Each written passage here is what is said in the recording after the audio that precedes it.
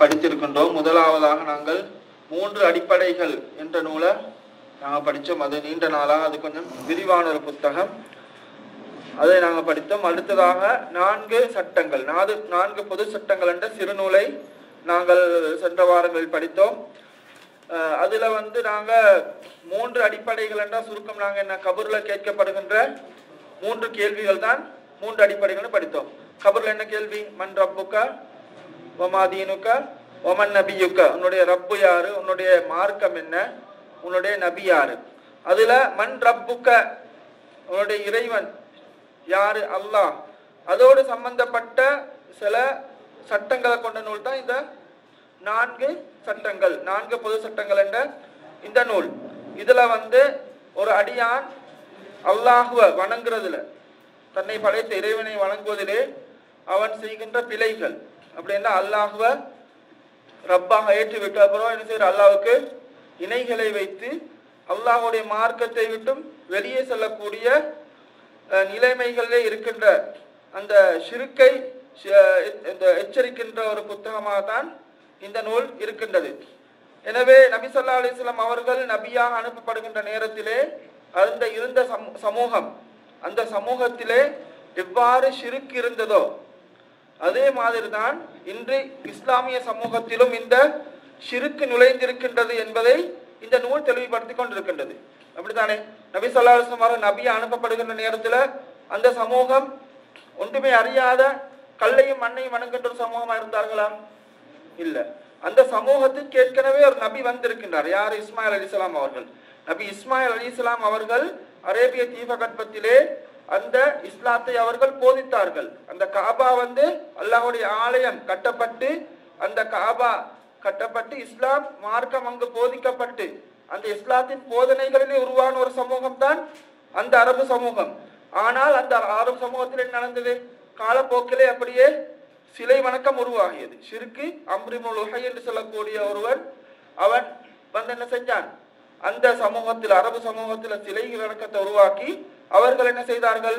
அப்படியே ஒரு சிலை வணங்கியலாக மாறினார்கள். உண்மை உண்மை பொய்யாகவும், சத்தியம் அசத்தியமாகவும், அசத்தியம் சத்தியமாகவும் அந்த சமூகத்தை என்ன செஞ்சிச்சு? காலப்போக்கில் மாறிச்சு.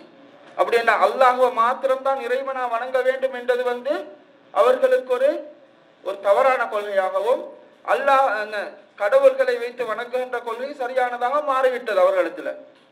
அப்படித்தானே? நபி ஸல்லல்லாஹு அலைஹி வஸல்லம் அவர்கள் நபியா அனுப்பப்படுகின்ற காலத்தில் கூட இஸ்லாமிய மார்க்கத்தை சரியாக பின்பற்றின ஒரு கூட்டம் இருந்தார்கள். ஹனீஃபியான்னு சொல்லக்கூடிய, நபி இப்ராஹிம் அலைஹிஸ்ஸலாம் அவருடைய மார்க்கத்தை பின்பற்றக்கூடிய ஹுனஃபாக்கள், ஹனீஃபியான்னு சொல்லக்கூடிய ஒரு கூட்டம் இருந்தார்கள். அவர்கள் ஒருத்தர் தான் வரக்கத் இப்னு நௌஃபல். நபி ஸல்லல்லாஹு அலைஹி வஸல்லம் அவர்கள் வஹி வார நேரத்தில் கதீஜா ரலியல்லாஹு அன்ஹா அவர்கள் கூட்டி சென்றார்கள். அந்த வரக்கத் இப்னு நௌஃபல் சொல்லக்கூடியவர், அவர் நபி இஞ்சில் வேதத்தை ஏற்று இஸ்லாத்தை சரியாக பின்பற்றி கொண்டிருந்தவர். அதே போன்று ஸைத் இப்னு நுஃபைல் என்று சொல்லக்கூடிய ஒருவர், ஸஈத் இப்னு ஸைத் என்று சொல்லக்கூடிய சொர்க்கத்தை கொண்டு நன்மாராய் கூறப்பட்ட சஹாபாக்கள் ஒருவருடைய தந்தை ஸைத் இப்னு நுஃபைல் என்று சொல்லக்கூடியவர், அவரும் குறைஷி காவிர்களை பார்த்து சொல்லுவார்கள், நீங்கள் அல்லாஹ்வுக்கு இணை வைக்காதீர்கள், அல்லாஹ்வை மாத்திரம் வணங்குங்கள் என்று சொல்லிக் கொண்டிருந்தார்கள். எனவே இஸ்லாம் வேரூன்றி இருந்த ஒரு சமூகம் தான் ஷிர்க்கின் பக்கம் சென்ற சமூகமாக அந்த மக்கா காவிர்கள் இருந்தார்கள். அந்த சமூகத்துக்கு தான் நபி ஸல்லல்லாஹு அலைஹி வஸல்லம் அவர்கள் நபியாக அனுப்பப்பட்டார்கள். எனவே எந்த ஒரு சமூகத்திலும் இந்த ஷிர்க் நுழையலாம். ஷிர்க் நுழைந்து ஒரு சமூகம் இணை வைப்பாளர்களாக, நரகவாதிகளாக மாறலாம் என்பதை எங்களுக்கு வரலாறு சொல்லிக் கொண்டிருக்கின்றது. குர்ஆன் அதைத்தான் சொல்லிக் கொண்டது. குர்ஆன் என்ன சொல்லுது? நபி நூஹ் அலைஹிஸ்ஸலாம் அவருடைய காலத்திலிருந்து, ஆதம் அலைஹிஸ்ஸலாம் அவருடைய காலத்திலிருந்து எல்லா காலங்களிலும் நபிமார்கள் இஸ்லாத்தை போதித்து விட்டு செல்கின்றார்கள். அதற்கு பின்னால் என்ன செய்யுது? ஷிர்க் அப்படியே அவர்கள் இணை வைப்பாளர்களாக மாறுகின்றார்கள். திருப்பி நபிமார்கள் வருகின்றார்கள். ஆனால் நபி ஸல்லல்லாஹு அலைஹி வஸல்லம் அவர்கள் வந்ததன் பின்னால் நபிமார்கள் வருகின்றார்களா? இல்லை. ஆனாலும் ஒவ்வொரு நூற்றாண்டிலும் இஸ்லாத்தை தூய்மையாக எடுத்து கூறக்கூடியவர்கள், இஸ்லாத்திலே மாசுபடுத்திருக்கக்கூடிய விடயங்களை மனிதர்களுக்கு சொல்லி தூய்மையான இஸ்லாத்தின் பக்கம் அழைக்கக்கூடிய உலமாக்கள் வருவார்கள் என்பதான் நபி ஸல்லல்லாஹு அலைஹி வஸல்லம் அவர்கள் கூறியிருக்கின்றார்கள். ஒவ்வொரு நூற்றாண்டிலும் அவர்களுடைய மார்க்கத்தை தூய்மைப்படுத்தக்கூடிய, திருப்பி அதை புதுசுபடுத்தக்கூடிய ஒரு உலமாக்கள் வருவார்கள் என்பதாக நபி ஸல்லல்லாஹு அலைஹி வஸல்லம் கூறுகின்றார்கள். எனவே அந்த உலமாக்களின் வரிசையில் தான் இந்த நூலை எழுதிய முஹம்மது இப்னு அப்துல் வஹாப் என்று சொல்லக்கூடிய இந்த அறிஞர் வருகின்ற காலத்தில் கூட என்ன அரபிய தீபகற்பத்திலே ஷிர்க் காணப்பட்டது. அவர்கள் அந்த அவுலியாக்களுடைய கபர்களை வைத்து வணங்கக்கூடியவர்கள். இந்த மதீனாவிலே நபி ஸல்லல்லாஹு அலைஹி வஸல்லம் அவர்களுடைய கபரை கூட தவாப் செய்யக்கூடிய ஒரு நிலைமை காணப்பட்டது. பக்கியிலே இருக்கின்ற அதிகமான சஹாபாக்கள் அதே போன்று நல்லடியார்களுடைய கபர்களிலே அவர்கள் என்ன கட்டியிருந்தார்கள்?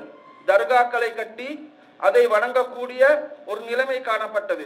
அந்த விடயங்களை எதிர்த்து போராடி அந்த ஷிர்க்குகளை ஒழித்த ஒரு அறிஞராகத்தான் இந்த இமாம் முஹம்மது இப்னு அப்துல் வஹாப் என்று சொல்லக்கூடிய இந்த அறிஞர் காணப்படுகின்றார். அதுக்கு முன்னால் ஷேகுல் இஸ்லாம் இப்னு தைமியா என்று சொல்லக்கூடிய அந்த அறிஞர், அவரும் அதிகமாக இஸ்லாத்திற்கு முரணான கொள்கைகளை தெளிவுபடுத்திய ஒரு ஆலிமா இருக்கின்றார். எனவே நபி ஸல்லல்லாஹு அலைஹி வஸல்லம் அவர்களுக்கு பின்னால் நபிமார்கள் வராவிட்டாலும் கூட அந்த இஸ்லாத்தை கியாமத் நாள் வரையிலே சரியாக பின்பற்றி கொண்டு செல்லக்கூடிய, இஸ்லாத்தை சரியாக எடுத்து கூறக்கூடிய ஒரு கூட்டம் இருந்து கொண்டிருப்பார்கள் என்பதை நபி ஸல்லல்லாஹு அலைஹி வஸல்லம் அவர்கள் கூறியிருக்கின்றார்கள். எனவே எங்களையும் அந்த ஒரு கூட்டமாக அல்லாஹ் தஆலா ஆக்க வேண்டும். அல்லாஹ் தஆலா இந்த இஸ்லாத்தை தூய்மையாக பின்பற்றி, இந்த இஸ்லாத்தை தூய்மையாக அடுத்த மனிதர்களுக்கு எடுத்து செல்லக்கூடிய ஒரு கூட்டமாக நபி ஸல்லல்லாஹு அலைஹி வஸல்லம் அவர்கள் அந்த கூறியிருக்கின்ற ஹதீஸ்ல சொல்லியிருக்கின்ற ஒரு கூட்டமாக அல்லாஹ் தஆலா எம்மை ஆக்கி அருள வேண்டும். எனவே இந்த நூலிலே கூறப்பட்டிருக்கின்ற 4 சட்டங்கள் நாம் சுருக்கமாக பார்ப்போம். 4 சட்டங்களை யாருக்கு சொல்லலாம் சுருக்கமா? முதலாவது விஷயம் என்ன? நபி ஸல்லல்லாஹு அலைஹி வஸல்லம் அவர்கள் அனுப்பப்பட்ட சமூகம் அல்லாஹ் அவன்தான் படைத்தவன், அவன்தான் பரிபாலிக்க கூடியவன் என்ற கொள்கையை ஏற்றிருந்தார்கள். மக்கா காவிர்கள் என்ன இருந்துச்சு? அல்லாஹ் தான் இறைவன், அல்லாஹ் தான் இந்த வானம் பூமியை படைச்சு பரிபாலிக்க கூடியவன் சொல்ற அந்த கொள்கையை நம்பி இருந்தார்கள். அப்ப எங்கள காலத்தில் இருக்கிற காவிர்களை விட இவர்கள் சிறந்தவர்களா இல்லையா? அப்படித்தானே. இப்ப எங்களை ஒரு இந்து கிட்ட போய் கேட்டா யார் இறைவன் கேட்டா அல்லாஹ்னு சொல்லுவானா? சொல்ல மாட்டான். ஒரு பௌத்தன் சொல்ல மாட்டான். ஒரு நசாரா சொல்ல மாட்டான். ஆனா இவர்கள் அவர்களோட சிறந்தவர்கள். அவர்கள் அல்லாஹ்வை இறைவனாக ஏற்றிருந்தார்கள். ஆனால் ஏன் அவர்களை ரசூல் ஸல்லல்லாஹு அலைஹி வஸல்லம் அவர்கள் இஸ்லாத்திலே சேர்க்கவில்லை? அதுக்கு பின்னர் 2வது அடிப்படை அதுக்குரிய கேள்வியா இருக்குது. இவர்கள் அல்லாஹ்வை இறைவனாக ஏற்றிருந்தாலும் கூட இவர்கள் முஸ்லிம்கள் என்ற பட்டியலே இவர்கள் இடம்பெறவில்லை. காரணம் என்ன? 2வது விஷயம், ஏன் அவர்கள் கூறுவார்கள், இக்கடவுள்களின் சிபாரிசு மூலம் அல்லாஹ்விடம் நெருக்கத்தை பெறவே நாம் இந்த கடவுள்களிடம் பிரார்த்திக்கின்றோம். அப்ப என்ன செஞ்சாங்க? அல்லாஹ் இறைவனா ஏற்றுவிட்டு அல்லாஹ்வுக்கு தரகர்களை வைத்தார்கள். இந்த காலத்தில் அவுலியாக்களை வச்சு வணங்குற மாதிரி, அவுலியாக்களை வைத்து துஆ கேட்கின்ற மாதிரி, அல்லது அந்த அவுலியாக்களிடத்திலே அல்லாஹ்வால் அனுப்பப்பட்டவர்கள் அல்லது அல்லாஹ்வுடைய அதிகாரத்திலே சிலதை தம்பசம் வைத்துக் கொண்டிருக்கக்கூடியவர்கள் என்று அந்த அவுலியாக்களிடத்திலே என்ன செய்கின்றார்கள்? துஆ கேட்கின்றார்கள், பாதுகாப்பு தேடுகின்றார்கள், உதவி தேடுகின்றார்கள். அப்ப இந்த ஷிர்க் என்ன செய்து அந்த மக்கா காவிர்கள் செய்த மாதிரியே இன்னும் ஒரு கோணத்திலே அவர்கள் இந்த ஷிர்க்கை செய்து கொண்டிருக்கின்றார்கள். அப்ப அவர்கள் அல்லாஹ்வை இறைவனாக ஏற்று என்ன செய்தார்கள்? அல்லாஹ்வுக்கு தரகர்களை தரகர்களை அவர்கள் வைத்தார்கள். அதே போன்று நபி ஸல்லல்லாஹு அலைஹி வஸல்லம் அவர்கள் இந்த அனுப்பப்பட்ட நபியாக அனுப்பப்படுகின்ற நேரத்திலே நபி ஸல்லல்லாஹு அலைஹி வஸல்லம் அவர்கள் நபியாக அனுப்பப்பட்ட போது அக்கால மக்களில் சிலர் வானவர்களை வணங்குபவர்களாகவும், சிலர் நபிமார்களையும் நல்லடியார்களையும், சிலர் மரங்களையும் கற்களையும், சிலர் சூரியனையும் சந்திரனையும் என தம் வணக்க வழிபாடுகளில் பல பிரிவினர்களாக பிரிந்திருந்தார்கள். நபி ஸல்லல்லாஹு அலைஹி வஸல்லம் அவர்கள் அவ்வெல்லா பிரிவினர்களையும் எதிர்த்து போர் புரிந்தார்கள். அவர்களை பிரித்து பார்க்கவில்லை. நபி ஸல்லல்லாஹு அலைஹி வஸல்லம் அவர்கள் தூய்மையான இஸ்லாத்தை தான் எதிர்பார்த்தார்கள்.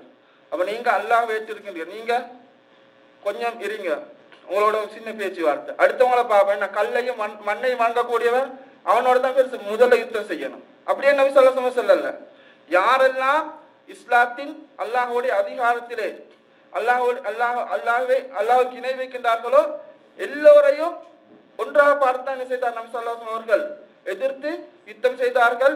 அவர்களை காபிர்கள் என்று தான் நபி ஸல்லல்லாஹு அலைஹி வஸல்லம் அவர்கள் பார்த்தார்கள். எனவே எங்களுடைய சமூகத்தில் முஸ்லீம் என்று பெயர் தாங்கிக் கொண்டிருக்கின்றவர்கள் இவர்கள் முஸ்லீம்கள் என்று எங்களுக்கு பார்க்கலாமா? இயலாது. இவர் ஷிர்க் வைப்பவராக இருந்தால் அவர் முஷ்ரிக், அவர்கிட்ட ஷிர்க் இருக்கின்றது, அவரை விட்டு நாங்கள் ஒதுங்கி இருக்க வேண்டும், அவரை எதிர்க்க வேண்டும். அது நாங்கள் ஒழுங்கான முஸ்லிம் என்பதற்குரிய ஒரு ஆதாரமாக இருக்கின்றது. அப்ப எமது காலத்திலே 4வது விஷயம் எமது காலத்தில் உள்ள இணை வைப்பாளர்கள் அக்காலத்து இணை வைப்பாளர்களை விட இணை வைப்பில் கடுமையானவர்களா இருக்கின்றார்கள்.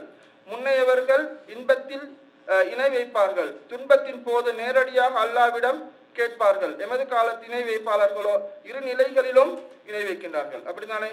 அவங்க மிச்சமே துன்பம் வார நேரத்துல தான் என்ன செய்வார்கள்? அந்த அவுளியாட பேரை சொல்லி கூப்பிடுவார். விழுகிற நேரத்துல யாமுயத்தீன் என்றுவார்கள். அல்லது என்னமாலும் ஒரு கஷ்டம் வந்தா ஓட்டுறது எங்க? கபரு கிட்ட, தர்கா கிட்ட செல்வார்கள். எனவே அந்த மக்கா காபிர்களை விடவும் இணை வைப்பிலே மிகவும் மோசமானவர்கள் என்பதை நாங்கள் விளங்கிக் கொள்ள வேண்டும். எனவே இந்த அடிப்படைகளை நாங்கள் விளங்கி நாங்கள் அந்த இணை வைப்பின் பால் செல்வதை விட்டும் அல்லாஹ் எங்களை பாதுகாக்க நாங்கள் தவிர்த்து கொள்ள வேண்டும்.